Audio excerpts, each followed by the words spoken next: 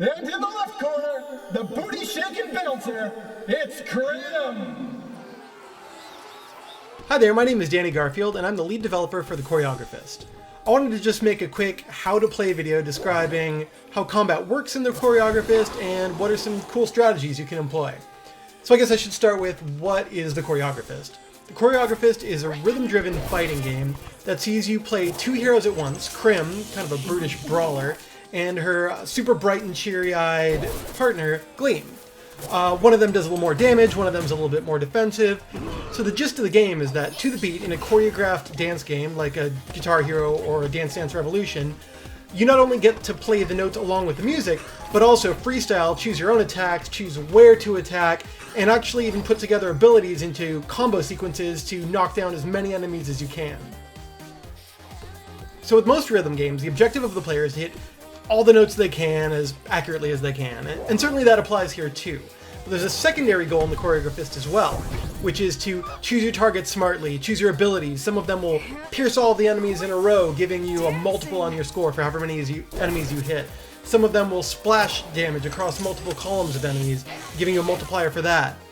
Most importantly, every time you kill all of the enemies on the dance floor, you'll be awarded with a really sizable floor clear bonus. And those points really add up to make a huge part of your score. So, how to play? Let's start with the basics, the offensive phase. The offensive phase is made of three different sections, but the first one is your basic offensive basic attacks. These are choreographed notes in the style that you'd see in Dance Dance Revolution, Guitar Hero. They're pre-designed by the designers of the game, and they scroll in time with the music. Every time you hit one of these notes, you're going to attack the enemies somewhat at random, whittling down their health over time and kind of lowering their overall strength so that you can take advantage of it later in your attack phase. Once you hit enough of these basic attack notes in a row, you'll see this kind of whoosh of magic whoosh across the note floor, and after that, all of the remaining attacks before this phase ends will be specialized hero attacks. Each of your two heroes, Krim and Gleam, have different special hero attacks. Krim specializes in maximizing damage, doing the most possible damage in a phase at sometimes the expense of her own health. So her thrown daggers down the high lane, mid lane, or low lane will pierce every enemy in that lane, doing full damage and actually raising your combo faster, raising your score faster for every enemy that you hit.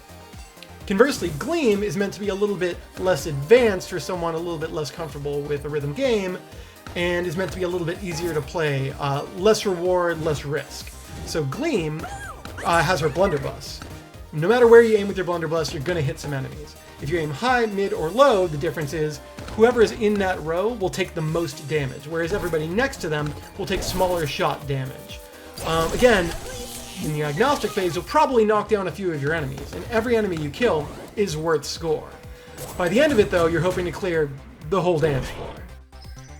So after you finish dealing all of your basic attacks and your hero special attacks, those kind of lane agnostic attacks, you'll be awarded with one big collapsing trigger note. What the trigger note allows you to do is select between 4 currently equipped abilities between Krim and Gleam.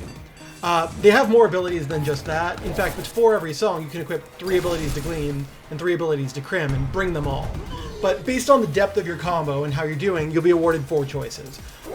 Those attacks might pop enemies up into the air and shovel them into other rows.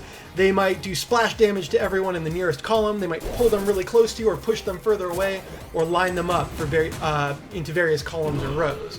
The gist of it is, you're going to want to use your first ability to set up the playfield, your second one to do some damage, and your third one to kind of pull the trigger on everything you've done, either exploding fire down the column that you've lined up, or pulling all the daggers that you've thrown back to you in one giant piercing cascade of damage across all the enemies. So once you've finished your offensive phase by completing 3 cycles of combo, opener, extender, finisher, the defensive phase starts. This is the enemy's turn to attack you back. We've been calling it in development lead and follow. So every enemy in the game has one or more different types of attacks they can do to you. Fireballs might shoot mages straight down the row. They're a good example of an early game enemy. Ghosts might charge at you, freeze, and then release quickly through the end for a slightly more difficult attack vector. Some enemies might wave through the air, and some might really quickly teleport in after a warning from a different angle. So with the offensive system, enemies are unique in the way that you're going to need to dodge their shield or break it down or take advantage of their weaknesses. On the defensive phase, it's all about protecting yourself. So let's talk about a couple advanced maneuvers. I mentioned that on the trigger notes, you could cast 4 different abilities. 3 of them, the north, west, and south abilities, will belong to your currently active hero. But that east ability will always belong to the benched hero, and there's 2 ways to cast it. By pushing the right arrow, you'll be able to do what we call a bench cast. Your benched hero will jump in, cast their ability at full potency, and when it's over, they'll jump back to the bench, leaving your currently active hero still active. If, conversely, you want to use the trigger note as an opportunity to switch heroes, you can do that as well by pushing R1 instead.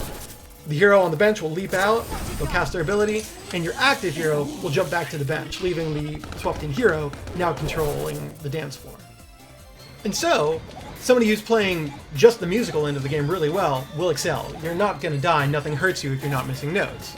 Conversely, someone who's playing perhaps on the easy difficulty, but really killing their strategy, lining up enemies and knocking them down, they can both get somewhat similar scores. It's somebody who masters both sides of that equation who's going to top the leaderboards.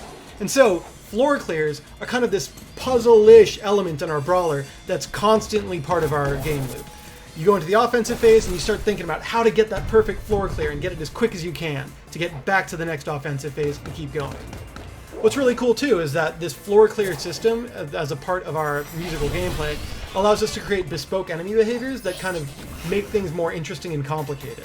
So we can have, for example, enemies that blow up if you don't destroy them before the turn runs out. We can have enemies that when you kill them, split like goos into smaller enemies to kind of reward you for spreading things out better so you can clear these tiny enemies faster. You may have noticed while I'm playing that I'm filling up a meter in the bottom left corner. We call that the ultimate meter. As I hit notes successfully for any given phase, in the offensive phase I get 3 chances because there's 3 offensive segments. In the defensive phase I get 1 chance because it's 1 big defensive phase. I'm earning these pink orbs that we call EX orbs. There's a lot of different things that you can do with them, some of them in real time, and some of them by saving them for bigger, more strategic moments. We'll start with the defensive counter. When I'm playing defense, if I'm playing really well, hitting note after note after note successfully, I build that meter to full. Now if I want, I can do nothing with that, save it for later and do something bigger with it. But most players will probably choose to hit L1 immediately and use that defensive counter. What that does is it says, enemies are done, thanks for playing, boom, every note in the air is shattered for full points and full score multiplier, give me my turn. And so the better you play, the less time you have to spend on your back foot in the defensive mode before you just leap back into offense by doing your defensive counter. In the offensive phase, there's a few different things you can do with your EX orbs. As you build your first, second, and third orb, you'll see lightning start to crackle on your trigger node. By holding that same L1 button before you pick your ability, so hitting L1 and triangle, you'll be able to cast an EX version of your ability. So for example, Roar, the ability that pops everyone up in the air, will do a ton more damage. For example, Ball Lightning, the one that rolls down a row and pops every enemy out of that row into a different row, it'll guarantee that it always hits the least populated row and throws them into the most populated row to help you group up enemies. Recall will do more damage the more enemies you hit in that row. EX is something that you want to spend wisely because it costs 2 orbs to EX, but it should be part of most of your combos if you're really trying to get floor clears. The other things that you can do when you save your ultimate orbs is, first of all, swap whenever you want. We talked about swapping on a trigger node. That's free. You can bench cast, you can swap cast, and both of those, well, swap casting pulls in your benched hero. But if you'd like, if, this solo is way too hard, here comes a crazy guitar solo and I can't handle it, I need a break, you can use your hard swap by pressing R1 at any time that isn't a trigger node to kind of get out of jail free. Every node on screen will burst, you'll get full points for them, your multiplier won't build, and you get kind of a moment to breathe while your next hero jumps in. So, if Crim's HP is getting really low, you're starting to get nervous, and here comes the hard part, R1, hard swap. Gleam is in, Crim is on the bench, it's time to rest. Let's keep going. The other big thing you can do with your stocked EX orbs is you can cast each hero's ultimate. Crim's ultimate is called the Drop. It's a giant sword slam on one enemy that does spike damage to one enemy and splash damage to everyone else. It's really good for multi-target bosses or just when you barely almost didn't get that floor clear. Conversely, Gleam's ultimate is a defensive ultimate. It's called Inimitable Cuteness, and she charms all the enemies on the dance floor, immediately starting a defensive phase. Instead of throwing fireballs, spears, and skulls at Crim and Gleam, for the next phase, everyone's going to throw raspberry jam hearts and gifts.